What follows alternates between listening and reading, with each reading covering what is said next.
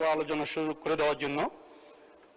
তবে প্রথমেই আমি বলে রাখছি যে মাননীয় স্পিকার মাত্র 6 মিনিট সময় দিয়েছেন। এলাকার কোথায় কখন বলবো আর বাজেট নিয়ে কথা কখন বলবো, শুরুতেই বলে রাখছি আমাকে 2-3 মিনিট সময় একটু বাড়িয়ে দিবেন, প্রতিবেশী হিসাবে হকটা আদায় করবেন।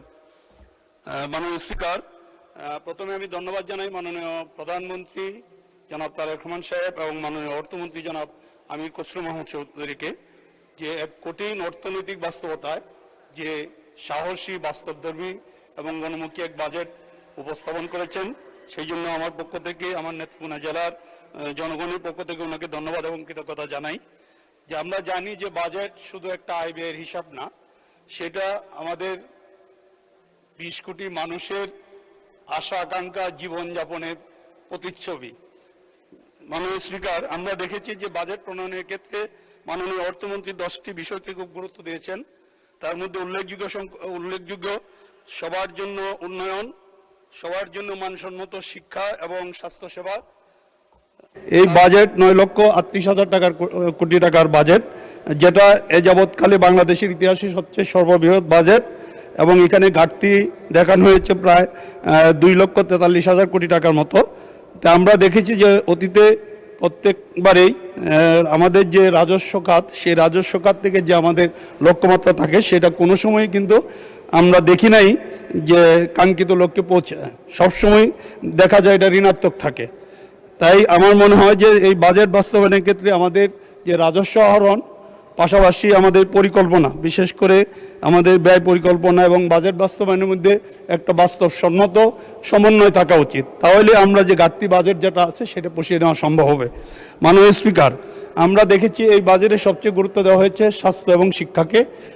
শিক্ষা এবং স্বাস্থ্যকে শুধু বরাদ্দ হিসাবে দেখছেন না, সেখানে এটাকে বিনিয়োগ হিসাবে আমাদের সরকার দেখেছেন, সেই জন্য আমরা ধন্যবাদ জানাই। বিশেষ করে স্বাস্থ্য খাতে যে বাজেট দেওয়া হয়েছে, সেখানে 1.01% জিডিপি থেকে দেওয়া হয়েছে, সেটা যাবৎকালে সবচেয়ে বড় বাজেট স্বাস্থ্য খাতে। তো আমরা দেখেছি যে স্বাস্থ্য খাত আসলে আমাদের সব জায়গায় অবহেলিত। বিগত দিনে এই সরকার স্বাস্থ্য খাতগুলিকে ধ্বংস করে দিয়েছে। তো আমাদের সরকারের নির্বাচনী ইশতেহারে যে পরিকল্পনা ছিল যে আমাদের প্রাথমিক স্বাস্থ্যসেবা কেন্দ্র প্রতিটা ইউনিয়নে অথবা শহরের প্রতিটা ওয়ার্ডে এক বা একাধিক প্রাথমিক স্বাস্থ্যসেবা কেন্দ্র স্থাপন করা, এবং তার অধীনে 3টি করে প্রান্তিক স্বাস্থ্যসেবা কেন্দ্র, বিশেষ করে কমিউনিটি ক্লিনিকগুলিকে আনার ব্যাপারে। আর বিশেষ করে আমাদের জেলা এবং উপজেলা হাসপাতাল, ইতিমধ্যে আমরা দেখেছি যে উপজেলা হাসপাতালটা আমাদের 101 বেডে উন্নীত করা হয়েছে, কিন্তু আমরা দেখেছি যে খালি শয্যা সংখ্যা বাড়ালেই যে আমাদের সার্ভিস কিংবা জনগণ সেবা পাবে সেটা কিন্তু না। আমরা দেখেছি যে আমাদের যে 50 শয্যা হসপিটাল যেটা আছে, সেইখানেই কিন্তু আমাদের লোকবলের অভাব, যে কারণে আমরা বিগত দিনে চিকিৎসা নিতে গেলে দেখা যায় যে কাঙ্ক্ষিত ওই মানসম্মত চিকিৎসা আমরা পাচ্ছি না। সেই জন্য আমার মনে হয় যে আমাদের এই 101 বেডের হাসপাতালে, এবং পাশাপাশি দেখেছি যে জনবল কাঠামো যেটা দেওয়া হয়েছে, সেটা কিন্তু জানি না এই জনবল কাঠামোতে ওনারা কিভাবে করছেন। ডাক্তার, নার্স একটা হাসপাতালের জন্য যথেষ্ট না, সেখানে আরও অন্যান্য যারা আছেন সাপোর্টিং স্টাফ, সেই জায়গায় কিন্তু আমরা দেখেছি যে স্বল্প সংখ্যক দেওয়া হয়েছে ডাক্তার অনুপাতে। অন্যান্য যে সমস্ত টেকনিক্যাল সাইড, পাশাপাশি আমাদের যে সাবঅর্ডিনেট স্টাফ যেগুলি আছে, সেইগুলির সংখ্যা কিন্তু অনেক কম। সেই দিকে আমাদের মনে হয় আগামী দিনে মনোযোগ দেওয়া উচিত, কারণ একটা হাসপাতালে, বিশেষ করে আমাদের হাসপাতালগুলিতে পরিচ্ছন্নতার অভাব যেটা রয়েছে, যে প্রত্যেকটা হাসপাতালে পরিচ্ছন্নতা কর্মী ডাক্তার আছে সেখানে 100 জন, কিন্তু পরিচ্ছন্নতা কর্মী আছে 4 জন 5 জন। সেই ব্যাপারে আমার মনে হয় যে গুরুত্ব দেওয়া উচিত, এবং সেইখানে আউটসোর্সিংয়ের মাধ্যমে ম্যাক্সিমাম আমাদের এই স্টাফগুলি নেওয়া হয়। সেটা বন্ধ করে যদি আমরা পর্যাপ্ত সংখ্যক স্থায়ীভাবে আমরা নিয়োগ দিতে পারি, তাহলে আমাদের এই সার্ভিসটা উন্নত হবে, এবং আমাদের যে লক্ষ্যমাত্রা জনগণের সার্ভিস দেওয়া, দোরগোড়ায় নিয়ে যাওয়া, এটা সম্ভব হবে। আরও দেখেছি যে আমাদের স্বাস্থ্য খাতে বিশেষ করে জেলা হাসপাতালগুলি এবং টার্সিয়ারি লেভেলে যে হাসপাতালগুলি, জেলা এবং উপজেলা হাসপাতালগুলিতে সেকেন্ডারি ইউনিট হিসাবে আমরা চিন্তা করছি, সেইটাতে যদি আমরা মানুষজনের সার্জারি সহ বিশেষায়িত চিকিৎসা দেওয়া যায়, তাহলে মানুষ উপকৃত হবে। সেটা একটা ভালো উদ্যোগ।